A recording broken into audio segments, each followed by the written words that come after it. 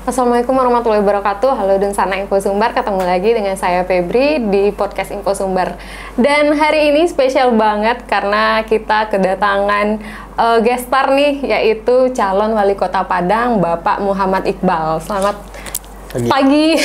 Pagi Bapak. Pagi, salam Pak Febri. Gimana kabarnya? Alhamdullah sehat. Alhamdulillah. Terus masih semangat ya? Semangat luar biasa. Semangat luar biasa. Apalagi nih cerah nih, biru. Biru ya. Cerah.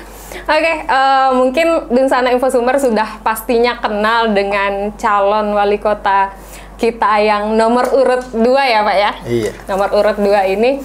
Dan kemarin sempat juga viral setelah debat ya, karena sangat antusias terlihat pada saat debat gitu. Tapi sebelum kita membahas debat kemarin, tentunya kita pengen kenalan lebih dekat lagi dengan calon wali kota kita, yaitu apakah benar nih Bapak Muhammad Iqbal ini beneran asli orang Minang nih Pak? Karena banyak yang meragukan Pak. Iya. Nah ini, coba boleh dijelaskan sedikit nih Pak. Ya, Assalamualaikum warahmatullahi wabarakatuh. Dusana Sedonyo, terima kasih atas undangannya Info Sumbar ya. Hari ini saya hadir di studio ini ingin memperkenalkan diri, nama saya Muhammad Iqbal. Saya yakin di rumah Dusana, anaknya kawan Dusana, kemenakan Dusana ada namanya Iqbal. Iya benar juga ya. Karena di Padang ini nama Iqbal ini familiar ya. Benar. Iqbal atau Ica itu paling banyak. Teman Febri ada tuh Pak, Iqbal Pak. Iqbal tuh kalau nggak baik banget, nakal banget. Tapi yang alhamdulillah teman saya baik sih. Iya, Iqbal yang ini baik-baik. Jadi saya memang lahir di Medan 25 September 1980. Jadi masih usia ya? 44 tahun. Nah, ibu saya aslinya dari Kampung Sungai Rambah, Nagari Pilubang, Sungai Limau, Padang Pariaman. Ya. Nah, sukunya Kutu. Kalau ayah saya dari Nagari Batu Kalang, dari Padang Sago, sukunya Caniago. Oke. Galanya Sidi. Jadi asli orang Pariaman ini. Berarti asli orang Pariaman. Ajo Cuman Pariaman. kata orang Minang diaspora, karena lahir di luar. Berarti Ajo nih ya Pak ya? Ajo. Karena ayah saya dulu ketua perantau di Medan, ketua perantau 7 Kutu ya. Kemudian aktif ketua Badan Musyawarah Masyarakat Minang. Jadi memang sejak kecil kita dididik sebagai orang Minang. Dulu rumah itu penuh terus, nenek mama datang, ada orang bermasalah, sebagai tempat mengadu lah ya. Berarti di rumah sehari-hari pakai bahasa Minang ya Bahasa Pak? Minang, bahkan ibu saya tuh punya rumah makan Minang, rumah makan Padang. Oh. Dulunya waktu saya sekolah-sekolah itu. Jadi menggalih di pasar ya kebiasaan orang Minang pada umumnya lah. Nggak pernah biasa diam ya. Jadi ada aja galih di rumah itu pokoknya. Apalagi orang Pariaman ya? Orang Pariaman. Makanya sejak kecil tuh yang selalu didengungkan itu Karatau Madang di hulu, Babuah Baguno Balun, Karantau Bujang Dahulu di Kampung Baguno Balun. Iya. Akhirnya balik lagi ke kampung. Iya. Nah ini kita pulang ingin membaki Batang Terandam. Kenapa? Karena ibu saya itu selalu berpesan dia, bagaimana saya ini satu hari bisa membangun Sumatera Barat. Karena dia meninggalkan Pariaman itu dalam keadaan sedih. Ibunya meninggal dunia, terus adiknya kecil-kecil kan. Ya, dipungut, diangkat oleh Dusana. Ada dia ikut omnya ke Riau, ada yang ke Medan, ada yang ke Jakarta. Adik-adiknya kecil-kecil. Dan dia sedih gitu, ingat adik-adiknya. Nah, setelah besar bertemu lagi, dia pengen salah satu anaknya ini membangkit Batang Terandam, bahasa Minangnya, ingin pulang ke kampung halaman. Dan memang kami sejak kecil didoktrin ya, ditanamkan nilai-nilai sebagai orang Minang. Bagaimana orang Minang itu punya prinsip karakter, adat budaya, termasuk sejarah-sejarah Keminangkabauan. Bagaimana tokoh-tokoh bangsa dari Sumatera Barat, sehingga adalah mimpi ingin membangun Sumatera Barat ini. Berarti walaupun tidak dibesarkan di Minang, di Padang atau di Sumbar, tetapi nilai-nilai norma orang Minang itu tetap lekat. Dari kecil memang sudah ditanamkan. Tetap melekat. Makanya saya bahasa Jawa insya Allah. Iya, kayak ada kan biasanya orang luar bahasa Minang tuh agak kaku ya, nggak dapat ininya. Iya. Tapi makanya, berarti dari kecil di rumah memang sudah bahasa Minang ya? Dan memang nenek mama itu selalu berkumpul di rumah. Jadi anak di pangku kemenakan dibimbing, orang kampung dipatenggangkan. Nah itu adalah prinsip-prinsip yang dari dulu ditanamkan. Maka rumah kami itu nggak pernah sepi dengan tamu datang dari kampung nyari kerja, ingin berjualan, semuanya difasilitasi. Jadi itulah yang saya pahami. Jadi ketika kita kembali ke Padang ini nggak asing lagi. Nggak asing lagi. Karena memang Padang ini kan susah mencari orang asli Padang ya. Memang semuanya orang yang datang untuk mencari nafkah atau berkarya sekolah di Padang ini. Jadi tidak tepat juga kalau diisukan tentang politik identitas itu. Istilah politik identitas namanya itu. Iya. Karena Pak Jokowi nggak pernah tinggal di Jakarta juga, benar. Bisa. Pak Anies juga kan rumahnya di Jogja, bisa gitu ya. Dan itu sudah tren juga di Sumatera Barat ini, banyak juga perantau-perantau yang balik lagi ke kampung, menang gitu loh, dan maju kampungnya gitu loh. Tapi bukan kebanyakan sih, ada beberapa yang balik lagi ke kampung tapi dia tidak mendapatkan norma-norma itu gitu Pak. Tapi Bapak justru dibesarkan di luar tapi normanya tetap diajarkan oleh orang tua. Nah, itu yang membuat saya terinspirasi dari orang tua saya ya. Karena ayah saya itu meninggalkan kampungnya dari tamat SMP. Tamat SMP narik becak di Medan itu. Dia awalnya nyuci becak. Ikut pamannya, kemudian narik becak sambil sekolah. Lulus SMA jadi juru foto keliling. Sampai lulus sarjana. Terus jadi karyawan honorer bertahun-tahun sampai diangkat jadi ASN. Nah, itu menginspirasi saya bahwa kita hidup dari keprihatinan. Makanya saya dan keluarga itu 4 bersaudara. Abang saya ASN di Kementerian Keuangan, beliau dari STAN. Kemudian adik saya yang ketiga itu bekerja di BRIN, ya, dokter juga. Jadi kami 3 orang dokter nih, abang saya tinggal nunggu sidangnya. Jadi dari 4 bersaudara ini, insya Allah 3 orang dokter. Dan kami dapat beasiswa semua sekolahnya. Kenapa? Karena achievement dari orang tua tadi. Apa kata orang tua saya? Jangan pernah mengharapkan warisan. Tidak pernah akan ada itu warisan. Tapi kemanapun kalian sekolah, kita dukung. Makanya kita dari kecil itu sudah les bahasa Inggris, sudah les bimbel dari SMA, supaya masuk perguruan tinggi, supaya bisa kuliah dengan murah gitu ya.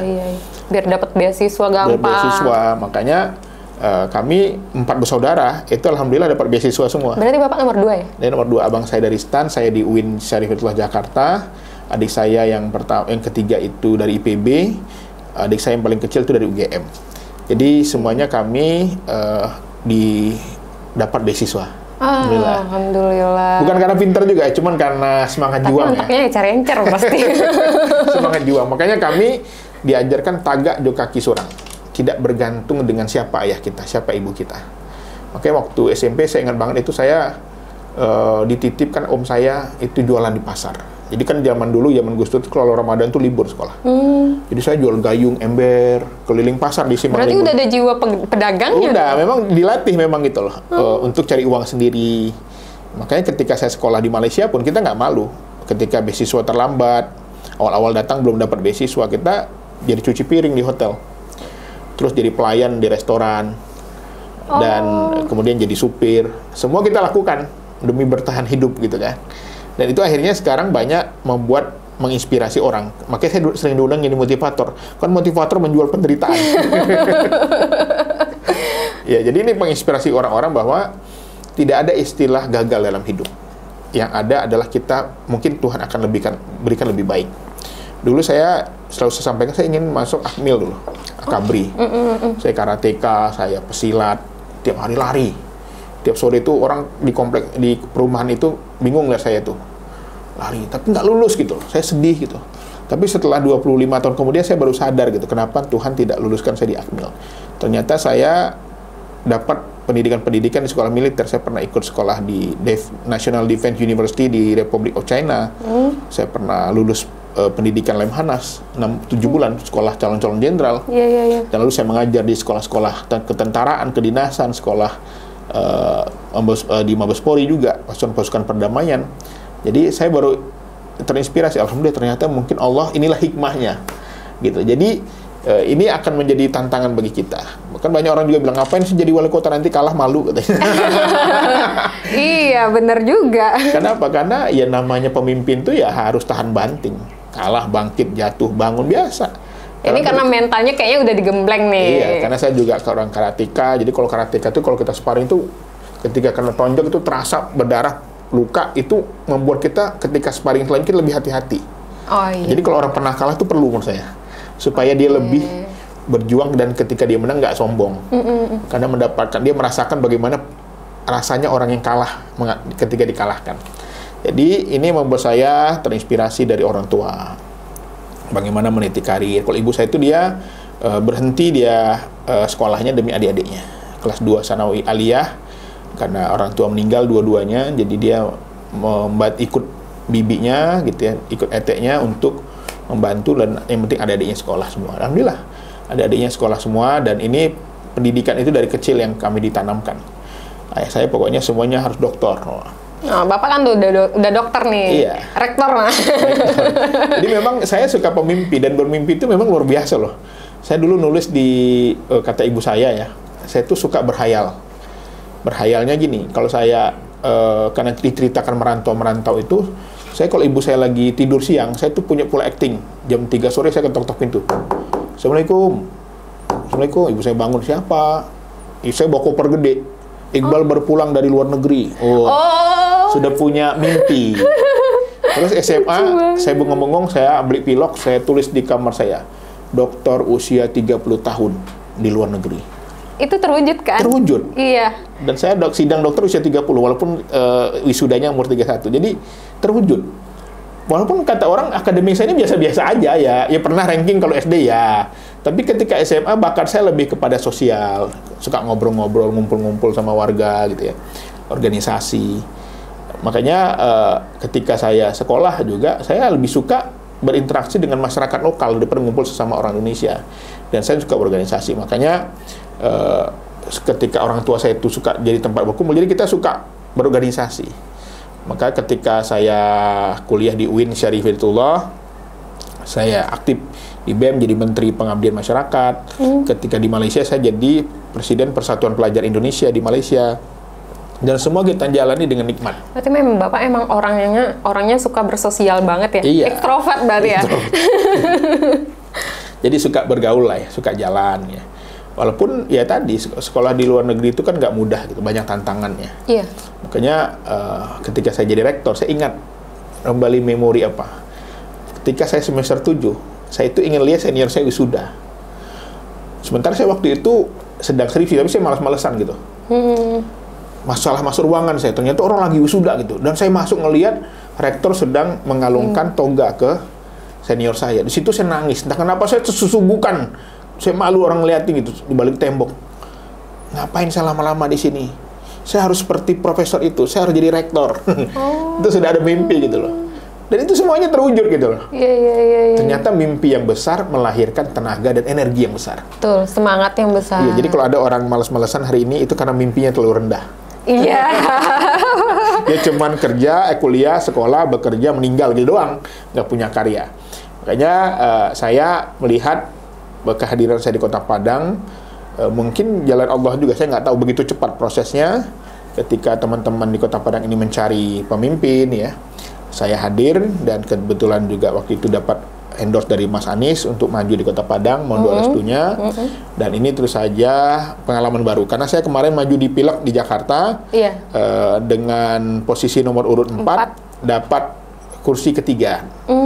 PKS dapat 2 kursi, dan suaranya luar biasa, 38.800, hampir 40.000, dan itu nggak mudah bagi pendatang baru. Tapi itu pengalaman luar biasa. Jadi bagi saya kalau tanya, kan udah kalah, kok maju lagi? Itulah pemimpin. Kita belajar dari Anwar Ibrahim, kan kita belajar juga dari Pak Prabowo. Benar, 2 kali. Belajar juga dari Pak Anies ya. Jadi semuanya dalam politik itu kalah itu biasa. Kalah itu biasa, tetapi harus siap gitu. Jadi hari ini saya hadir di Padang, tentu saja melihat, saya sangat peduli dengan anak muda, Mbak Febri. Anak muda di Kota Padang saya melihat hari ini kan penuh dengan tawuran, narkoba, padahal potensi hebat. Besar. IPM kita tertinggi, tapi pengangguran tinggi. Ini kan perlu penyadaran, perlu penyaluran. Makanya saya ingin nanti ke depan tidak ada lagi anak-anak Kota Padang ini yang salah jurusan. Maka program saya itu tes minat bakat gratis. Karena saya mengalami salah jurusan ketika saya SMA. juga, Pak. Curhat boleh nggak nih? Dulu kan saya harusnya masuk IPS. Karena nilai saya itu agama 9, sejarah 9, tapi matematika paling tinggi 7. 8 jarang lah. Tapi karena waktu itu Ketua Rohis gengsi. Oh. Masa ketua rohis IPS? Iya. IPS kan bodoh. Iya. Image-nya seperti itu ya, Pak ya. Akhirnya saya masuk IPA, nangis ya. Makanya waktu nilai SMA saya jelek banget. Tapi saya kelas 1, kalau SD saya ranking terus gitu loh. SMP ya ranking 10 besar, tapi kalau SMA saya agak tadi terjadi kesalahan jurusan tadi. Nah, saya pengen, karena surveinya ada 87% mahasiswa Indonesia itu salah pilih jurusan. Karena tidak paham di awal ya, Pak. Betul. Ya? Tidak mengenali passion Karena diri. dalam teori psikologi, kecerdasan itu ada 9, multiple intelligence namanya. Dari teori Howard Gardner, ada kecerdasan body kinestetik, fisik ya, cocok untuk olahragawan, ada seni, ada bahasa, ada logik matematik, ada natural, ada kecerdasan visual, ada interpersonal skill, ada esensial, ada kecerdasan yang sifatnya tidak ada nilai di raport. Dan itu tentu saja harus kita akomodir. Betul. Selama ini pendidikan kita selalu mengatakan anak yang nggak bisa matematika nggak punya masa depan. Belum tentu. Tapi kan sekarang ini ya Pak ya, generasi Z apalagi ya, itu kan terkenal dengan mental illness ya, dikit-dikit mental illness gitu Pak. Terus kemudian mereka sadar sebenarnya kesehatan mental itu penting. Tetapi untuk ke psikolog itu butuh dana, butuh biaya, dan butuh mental lagi untuk supaya tidak terlihat gila datang ke psikolog. Nah ini kalau Bapak sendiri punya solusi nggak nih? Ya makanya kita akan membuat program, ada 2. Yang pertama adalah curhat gratis. Nah ini nih. Untuk ada mobil keliling ya katanya. Mobil keliling, yang online juga ada.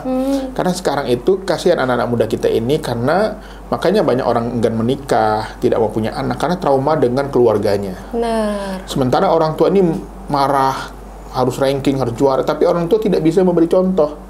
Akhirnya ini berdampak ke anak-anak mentalnya. Makanya perlu konselor, psikolog, curhat untuk bisa memperhatikan aspek kesehatan mental. Curhatnya langsung ke Bapak apa gimana nih? Iya, bisa. Saya sekarang juga buka curhat online loh. Curhat online. Seriusan Pak? Iya. Banyak nggak yang datang? Udah ada, alhamdulillah baru launching kemarin udah 5 orang yang curhat, laporan tim saya. Oh iya, itu yang curhat dari 5 orang pertama ini. Iya. Anak muda atau? Anak muda rata-rata. Anak muda. Rata-rata tentang apa nih Pak? Rata-rata biasa masalah percintaan ya. Oh, oke. Bahkan ada risetnya tuh, orang yang semakin sering pacaran, kesehatannya semakin sering terganggu. Oh iya ya. Berarti kalau nggak punya mantan berarti sehat ya Pak ya? Mantan, alhamdulillah saya nggak punya mantan. Oh Bapak nggak punya mantan? Karena dulu jelek kan, orang nggak punya duit, dulu kurus, kering, dekil.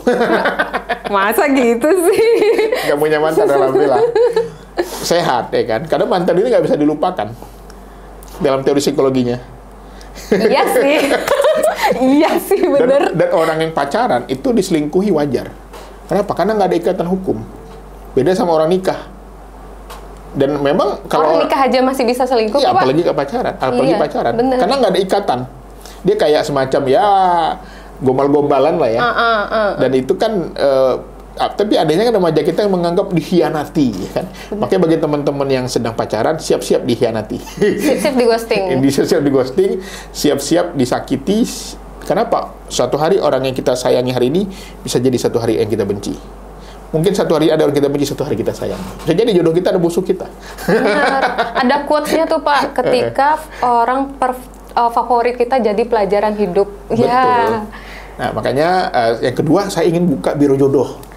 Ini kayaknya cocok nih. Info-sumber banyak Pak yang jomblo. Jomblo sadanya, jangan lupa. Iqbal Al-Mansur menang, jomblo senang. Kenapa? Saya keliling Kota Padang. Masalah ibu-ibu dapat dipaning mencari jodoh buat anaknya. Umurnya lah capek kan. Tahu Pak katanya. Sementara nih mama di Kota Padang mungkinlah sibuk pula dengan aktivitasnya kan. Bener. Lupa dengan anak kemenakannya. Jadi kita buat biro jodoh. Jadi biro jodoh nanti mereka apply kan, isi form. Kan. Nanti kita ada tim nanti yang akan mengevaluasi. Pakai aplikasi berarti Pak? Ya, aplikasi. Dan kita pastikan tim ini sudah nikah. Kalau nggak diseleksi buat dia dulu. Nanti ada ustadz, ada ustazah kan. Oh ini mencarinya ini jurusannya pendidikan, dia guru. Dia mencari perawat. Ada pula perawat mencari guru. Ini cocok kayaknya nih. Ta'aruf gitu ya Pak ya? Kayak ta'aruf. Ini penting. Termasuk para single parent, para janda dan duda kan mereka juga kadang-kadang perlu juga mencari jodoh gitu. Jadi harus kita perhatikan. Nah, termasuk juga tadi program untuk sekolah sekalian tes minat bakat di Kota Padang. Banyak keluhan orang tua adalah banyak kali iurannya. Iya. Walaupun katanya nggak wajib, tapi membebani. Makanya kita ingin menggratiskan seragam sekolah buat siswa baru SD SMP beserta LKS-nya. Ini kurang lebih nilainya 1 juta nih per orang. Seragam olahraga, pramuka, hari Iya, Jumat. bener. Nah, itu juga program termasuk rentenir di Kota Padang ini banyak riba. Banyak pedagang kita yang terjerat rentenir. Nah, kita nanti punya program pinjaman modal tanpa bunga, tanpa riba. Ini gimana nih Pak, Paknya rencana program untuk pasti banget karena anak muda sekarang itu kiblatnya udah kalau udah nggak dapat kerja pasti dia pengen wirausaha. Iya. Tapi terkendala dengan modal. Akhirnya kena pinjol akhirnya kan. Akhirnya kepinjol gitu kan. Kepinjol pun akhirnya juga nggak kebayar. Iya, makanya karena riba tadi. Kita akan mengakuisisi koperasi atau BPR Syariah oleh pemerintah kota. Anggarannya sekitar 10 sampai 20 miliar. Nanti sudah menjadi sahamnya mayoritas milik pemerintah kota, itu bagi hasilnya keuntungannya akan digunakan untuk membayar bunga atau bagi hasil bagi pedagang tadi. Maka kita istilahkan bank 46 banyak itu di pasar itu, minjam 4 bayar 6. Dan itu kasihan para pedagang kita. Dan ada banyak program lagi termasuk pelatihan 10.000 digitalpreneur ya, entrepreneur baru ya. Sekarang kita sedih di Pasaraya orang sepi. Jam 9 udah sepi. Iya. Tapi saya lihat ketika saya pergi ke Tanah Abang, sepi juga. Tapi pedagangnya sudah mulai jual online. TikTok, Bener. live TikTok. Live TikTok ya Pak ya? Nah, ini kan kita nanti bisa ajarin nih gimana Di cara Pasaraya. di Pasaraya. Justru kadang kita sering lihat juga di live TikTok itu ya Pak ya. Bahkan dia cuma jualan martabak, Iya, jualan iya. apa. Dia live aja gitu Live sambil aja. jualan gitu. Iya. Jadi sekarang digitalpreneur ini jadi salah satu perhatian buat anak-anak muda nanti. Termasuk jadi content creator. Saya akan berbagi pengalaman how to be content creator. Ya, jadi saya punya follower 185.000 di Instagram. Di TikToknya 45.000. Jadi nanti kita bisa ajarin lah gimana ilmu algoritma, gimana ngedit, gimana buat skrip ya. Insya Allah nanti kita buat khusus. Saya melihat potensi di Kota Padang ini luar biasa. Pertama, achievement orang Minang ini tinggi untuk berprestasi. Cuman mereka rata-rata terdoktrin oleh orang tua ingin jadi pegawai. Nggak tahu dari mana nilainya. Nggak tahu, iya benar. Tapi orang tua selalu terobsesi ingin anaknya jadi ASN. Pokoknya ikut CPNS. Sebenarnya bagus, tapi kan ruangnya terbatas. Sangat. Jadi ASN itu bagus, tapi ruangnya terbatas. Untuk itu kita harus kembalikan Kota Padang ini ke dua hal. Mengembalikan Kota Padang sebagai kota kejayaan di bidang pendidikan. Yang kedua, perdagangan. Sekarang dulu orang belanja dari Pekanbaru, dari Riau ke Padang, tapi sekarang pindah ke Bukit Tinggi misalnya. Karena mungkin di sana mungkin lebih simple. Ada terminalnya di situ, ada tempat makannya di situ, jadi hiburan wisatanya di situ. Tapi kalau di Padang hiburan kayaknya kurang ya Pak ya? Ya ini harus kita ciptakan sebenarnya. Ya harus kita ciptakan. Makanya saya komitmen ya untuk bagi orang-orang yang sudah berdagang, kita tidak akan menyakiti mereka lah. Orang udah mau mencari uang itu udah bagus. Kita tidak boleh mengambil barang mereka. Karena saya merasakan tadi pengalaman pernah menjadi pedagang kaki lima tadi kan. Tapi ini dilematis sekali Pak, ketika kita mengajak masyarakat untuk mandiri dengan berwirausaha.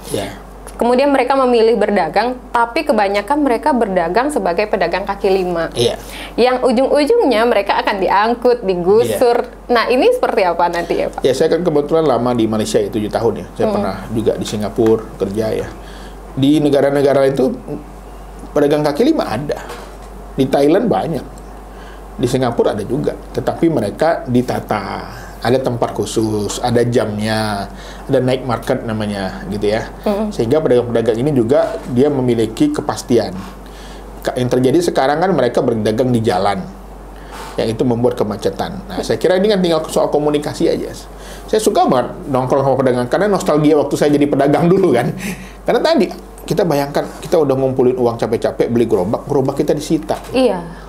Nah itu menurut saya sih walaupun ada aturannya, tapi kita cari jalan komunikasi lah.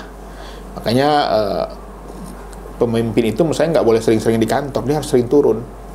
Nah itu yang akan saya dapat warisan dari Buya Mayeldi, karena saya disiapkan melanjutkan harus beliau. Harus terjun ke lapangan gitu ya Pak. Jadi saya beliau mendukung kami ya bersama Pak Masrul. Jadi pasangan ini kalau kata Buya pasangan yang komplit ya. Saling melengkapi. Saya lama di luar, Pak Masrul lama di dalam. Lama di dalam, benar. Karena Kota Padang ini sekarang banjir. Kenapa banjir? Karena uangnya nggak ada. Mau bangun apa? Jalan berlubang. Karena uangnya habis buat biaya operasional. Ya, jadi menurut saya memang harus ada upaya orang yang lama di luar untuk mencari dana supaya ada kemajuan di dalam. Kan keluhan masyarakat sekarang jalan berlubang, banjir, Lampu lampu merah mati, gelap, ya kan? Ini kan nggak banget. Ini ibu kota loh. Iya. Kalau kita Ibu kota provinsi ya, Pak ya? Kalau kita di pinggiran sih nggak apa-apa, orang nggak akan perhatian. Tapi kan orang banyak datang kemari.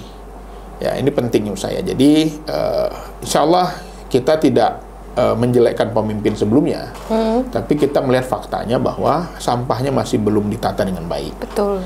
Kemudian jalannya, infrastrukturnya masih rendah, banjir di mana-mana. Jadi kita ingin memberikan solusi. Solusinya apa, Pak?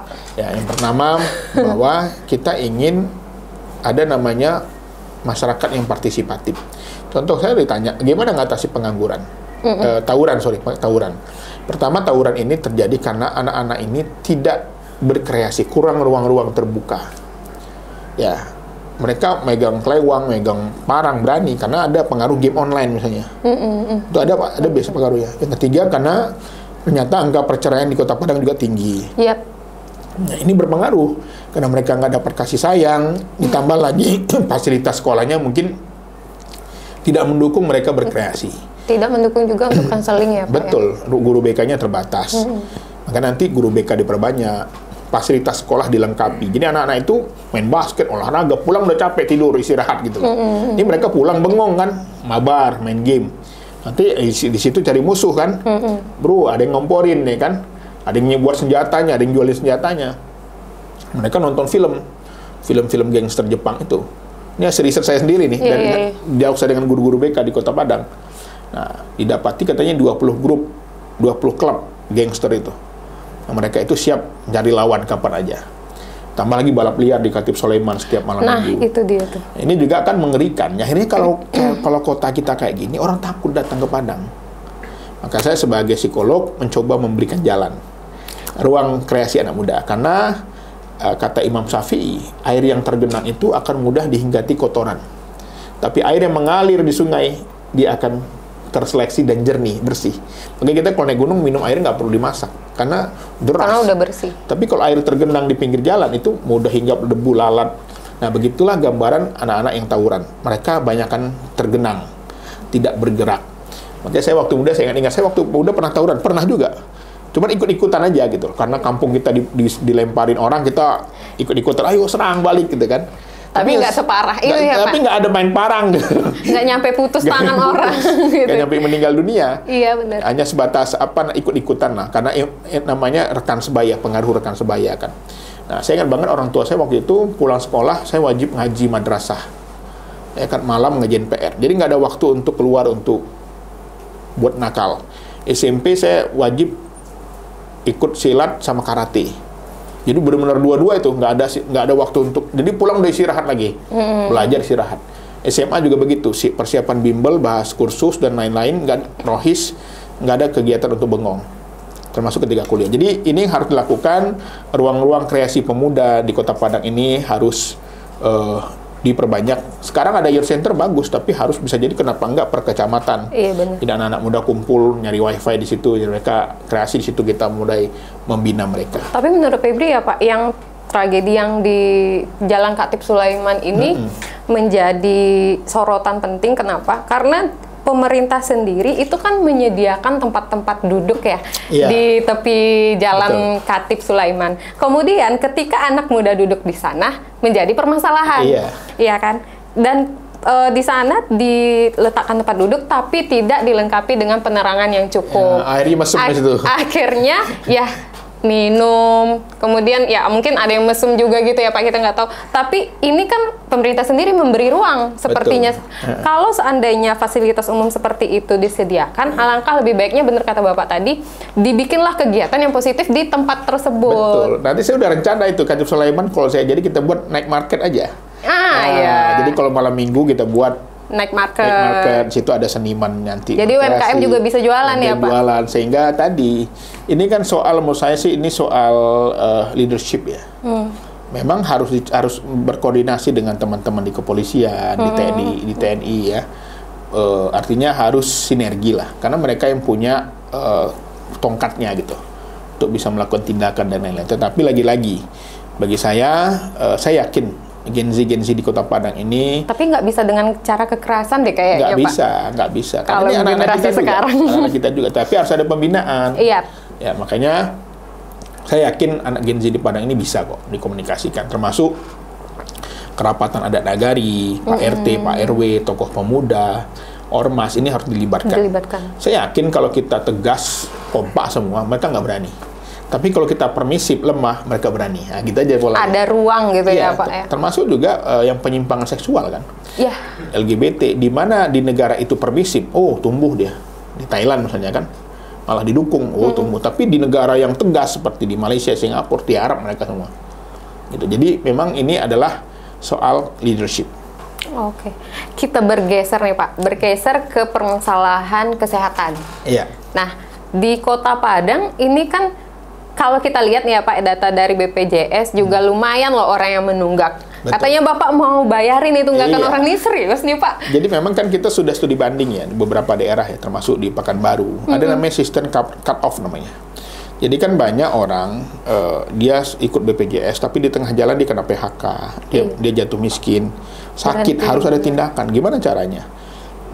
Caranya adalah pemerintah kota akan menaruh uang di BPJS. Siapa saja warga kota yang ber-KTP Padang menunggak dan harus mendapat tindakan segera, langsung dilunasi BPJS-nya. Gitu, itu bisa. Udah terbanyak dilakukan di daerah lain, sistem cut off itu. Jadi, dan itu kan tentu saja kita anggarkan prediksi 20 miliar lah. Untuk Kota Padang? Untuk Kota Padang. Itu masih kecil lah saya kira, dibandingkan kebutuhan-kebutuhan lainnya ya. Rapat, seminar, untuk itu sangat murah menurut saya. Tapi ini nggak memicu orang untuk ya udah deh nggak usah bayar deh, nanti nunggak aja deh. Kalau misalnya darurat, nah ada Pak Iqbal yang bayar. Iya enggak, itu kan kalau mereka itu kan ada hanya untuk kelas 3 sebenarnya. Yang dia memang menengah ke bawah ya. Tentunya pasti ada ketentuan khusus ya berlaku. Pak? Itu untuk kelas 3 kita kelas pastikan. 3. Yang artinya memang mereka yang memang tidak mampu, berkemampuan rendah. Tapi kalau dia kelas 2 ya dia kan biasanya berarti punya dibayar kemampuan bayar ya Pak ya. Iya seperti itu. Jadi ini yang menjadi perhatian kita, termasuk layan di rumah sakit, di puskesmas. Ini kan perlu kita tingkatkan ya. Memang kalau saya dari dulu ketika saya jadi rektor, saya diminta jadi rektor, yang saya minta ke yayasan adalah bisa nggak gaji dinaikin. Oke, dinaikin 2 kali lipat setelah naikin baru kita suruh kerja. Ini jangan mereka ini suruh kerja tapi gajinya kesejahteraannya sedikit. Wajar mereka kerjanya hanya malas-malasan. Nah, kita akan perjuangkan dulu kesejahteraan nakes ini. Kalau sudah bisa naik, baru kita tuntut dengan kewajiban. Gitu caranya. Berarti nakesnya dulu disejahterakan ya Pak? Betul. Karena kan tadi mereka kan bayangin dengan gaji pas-pasan, mereka mungkin cicilan udah banyak, udah mikir kan. Apalagi shiftnya 2 kali, kan? Capek, lelah. Ya. Kalau saya begitu modelnya. Saya ketika mengelola sebuah kampus, yang kampus ini sedang bertumbuh ya. Ketika saya diminta jadi rektor, saya negosiasi itu dengan yayasan. Naikin dulu gajinya, baru saya gas. Ayo kerja. Semangat semuanya. Tapi kalau kamu kerja gajinya cuma berapa? Nggak bisa. Makanya karena orang psikologi gitu ya. Iya. Jadi dalam teori psikologi ada namanya pacing, leading. Jadi kalau kita ingin marahin orang, kita kasih makan dulu, minum dulu, kasih pulsa dulu, baru kita ceritain, baru kita kasih masukan. Itu nggak kerasa. Itu kata orang yang nyubit tapi nggak kerasa gitu ya? Makanya kan dokter kalau nyuntik kan dingin Pak, dikasih alkohol dulu, baru suntik, cabut alkohol lagi gitu. Iya. Nah, saya tuh pola kepemimpinan saya lebih suka memulai dari memenuhi kewajiban, baru kita menuntun hak. Gitu. Oke, cobain dulu Pak. Ini apa nih? Hasil UMKM Kota Padang juga. Kita coba. Mantap. Minum dulu Pak. Haus. Tapi ya Pak ya, kalau dipikir-pikir Bapak kan sebenarnya udah settle nih Pak. Iya. Jadi di akademisi settle, kemudian kemarin juga oke. Terus kenapa sih punya mimpi ke Padang? Ya, saya ada sakit hati juga yang melihat ketika saya terjun ke politik, saya lihat orang-orang ini kok biasa-biasa aja, kok bisa dia gitu loh. Ada yang ngandelin orang tuanya, ada yang ngandelin uangnya, ya kan. Lalu saya tertantang, saya rasa saya juga bisa gitu loh. Saya dari dulu orangnya kalau orang bisa, kenapa saya nggak bisa? Nah, itu yang membuat saya ingin terinspirasi bahwa karena saya sudah mengikuti sekolah kepemimpinan tertinggi di Indonesia, Lemhanas namanya, sekolah saya udah paling tinggi di S3, saya kira karir saya sudah jadi rektor dan sekarang sedang nunggu guru besar juga, pengurus guru besar. Kenapa nggak saya mencari jalan aktualisasi diri? Karena saya udah nerbitin banyak jurnal ya, yang baca dikit, capek nulis buku ya. Tapi ada orang jadi wali kota dengan tanda tangan ini bisa menyelesaikan banyak masalah. Bisa menyelesaikan, benar. Itu tadi saya prihatin dengan masyarakat yang sedih, anak yatim. Kita bisa bantu. Single parent, Pak gimana nih Pak? Saya kemarin ke pasar ya di Lubek itu, Pak anak saya 3, suami saya kabur gitu kan. Jadi kita tuh gimana ya? Kalau kita hanya dosen ya kita nggak bisa bantu dia kalau cari pakai uang pribadi ya. Tapi berapa banyak kita bantu. Tapi kalau kita dengan sebagai wali kota kita buat kebijakan single parent, program bantuan buat single parent atau anak yatim, kartu anak yatim misalnya. Kita kasih kartu, dia bisa sekolah gratis, dia bisa beli seragam gratis, dia bisa mendapatkan beasiswa. Contohnya itu luar biasa jadi kepala daerah itu. Tapi kayaknya Bapak rutin banget ke lapangan sekarang ya, terjun, ketemu emak-emak, banyak dengerin curhat emak-emak ya Pak? Ya memang karena semakin kita belanja masalahnya banyak, maka semakin banyak ide. Kenapa tadi muncul ide jomblo tadi? Karena memang masalahnya. Pasti banyak banget yang curhat sama Bapak ya Pak ya? Ibu yang modal usaha tadi ya, saya datang ke pasar kok banyak banget orang rentenir yang nagih-nagih hutang gitu loh. Saya tanya, ibu berapa minjam 5 juta? Balikinnya 6 juta. Gitu loh. Jadi kalau mereka nggak bayar hari itu diteror karena stres, akhirnya lari kabur cerai gitu. Nah, ini adalah jalan menurut saya, semuanya ada skenarionya, tapi saya sedang berjuang, berusaha meyakinkan bahwa saya adalah orang yang memulai karir dari nol dengan kaki saya sendiri, tidak mengandalkan siapa-siapa, bukan tidak ada nama besar siapa-siapa ya Pak ya. Siapa-siapa, dan saya ingin anak-anak Kota Padang ini bisa menikmati beasiswa seperti saya. Amin. Makanya nanti saya ingin punya badan khusus yang tugasnya ini kayak career center. Anak-anak potensial kita kumpulin, kita kirim mereka ke Singapura, ke Korea, ke Jepang, ke Timur Tengah, sesuai minat bakatnya. Karena sekarang banyak anak pinter bingung mau kemana. Bener. Karena nggak ada yang bimbing. Dan saya dulu bisa seperti itu karena ada yang bimbing. Jadi saya dulu sekolah Unifebri ya. Setiap saya ada senior saya ketika saya di UIN nih, yang pulang dari luar negeri, saya datangin ke rumahnya. Kak, saya dengar kuliah luar negeri, gimana sih syaratnya? Ini formnya gitu. Nyinyir karena saya. Ada yang ini ya Pak ya. Sampai suatu hari ada orang datang saya, Bal, gue dengar lo pengen kuliah luar negeri, ini formnya nih gitu loh. Daftar gitu loh. Jadi informasi semacam itu bimbing. Jadi keingin tahu itu besar. Betul. Nah, terima kasih kepada senior saya yang sudah membimbing. Ini juniornya udah jadi calon wali kota nih. Ada satu kisah yang sangat, ya saya sampai sekarang berterima kasih, namanya Pak Prof. Fasli Jalal ya. Dosen UNAN, mantan Dirjen Dikti. Iya. Jadi saya kan awalnya di Universitas Kebangsaan Melayu itu jadi asisten profesor. Digaji tiap bulan, saya bantu profesor buat riset. Di tengah jalan, pembimbing saya ini meninggal. Meninggal dunia, saya nggak punya uang lagi kan. Gimana nih, saya bilang ke istri, siap-siap deh kemas-kemas barang, saya bilang. Kenapa Kak? Beasiswa kita habis. Lalu kita masih punya visa 3 bulan gitu. Saya nggak pulang. Saya nulis-nulis di koran, di Jawa Pos. Dapat duit, satu tulisan 500.000. Iya benar. Sebulan bisa 6 tulisan. Oh, banyak. Dan satu hari saya menulis mengkritik tentang kebijakan dikti. Dibaca Pak Prof. Fasli Jalal ini. Iya. Lalu saya telepon, saya bertemu di rumah beliau, saya diminta pulang ke Jakarta, bertemu. Pas mau pulang dia nanya, jadi Dek Iqbal ini kapan lulus? Itulah masalahnya Prof. Beasiswa saya udah nggak ada, pembimbing saya meninggal. Oh gitu. Dikeluarin dari tas, saya kira duit, rupanya brosur. Ini ada peluang beasiswa. Oh ya, 3 hari lagi. Tapi syaratnya Iqbal harus mendapatkan surat SKC, macam-macam lah, SKCK lain-lain, dan surat pernyataan dari kampus di Indonesia yang kalau pulang siap jadi dosen. Baik Prof, 3 hari saya keliling Jakarta naik motor, nyari berkas-berkas lengkap. Saya antar ke kantor beliau. Yang 5 sekretarisnya. Saya WA, Prof, saya Iqbal sudah nyari berkas ya. Oh iya, selamat jalan. 2 minggu kemudian pulang saya ke Malaysia, pengumuman. Nama-nama penerima beasiswa dikti. Nggak ada nama saya. Nangis ya. Serius? Padahal saya udah setelah yakin dapat beasiswa. Iya, kirain dapat nih. Utang kemana-mana kan. Saya SMS, Prof, ingat saya nggak? Muhammad Iqbal, Presiden Persatuan Pelajar Indonesia di Malaysia. Oh iya, ada apa Dinda? Nama saya nggak ada, Prof. Sebentar. setengah jam kemudian ditelepon sama stafnya, Mas Iqbal mohon maaf, Pak Prof ini baru pindah kantor, jadi berkasnya keselip. Astagfirullah. Tolong hari ini di-scan, filenya di-scan, kirim. Alhamdulillah dapat 3 semester tuh. Saya ingat satu semester itu 60 juta, jadi dapat 180 juta. Di situ saya mengatakan manjadda wajadda. Siapa yang bersungguh-sungguh, Allah akan bukakan jalan. Itu. Dari situ saya yakin bahwa kalau orang menuntut ilmu itu tidak ada yang miskin. Maka ketika saya melamar istri saya, ini nih. Ibu saya bilang, Bu, Iqbal ini belum kerja. Gimana menurut Ibu? Nggak apa-apa. Kata ibu mertua saya yakin orang yang menuntut ilmu itu tidak akan pernah miskin. Nah, itu makanya hidup itu kalau menuntut ilmu itu insya Allah ada jalan gitu. Bagi adik-adik sekalian, ya para yang hari ini sedang berjuang, semangat. Insya Allah, asal ada niat, Allah akan bukakan jalan. Betul. Asalkan berani bermimpi ya Pak ya. Betul. Kalau kita dengar dari tadi kan banyak mimpi-mimpi Pak Iqbal ini yang besar dan ternyata terwujud. Terwujud, alhamdulillah. Iya kan? Mulai dari beasiswa, terus dokter di umur 30. Nah, Pak Iqbal di umur 30 udah jadi dokter. Kalian 30. Umur 30 jadi apa, guys?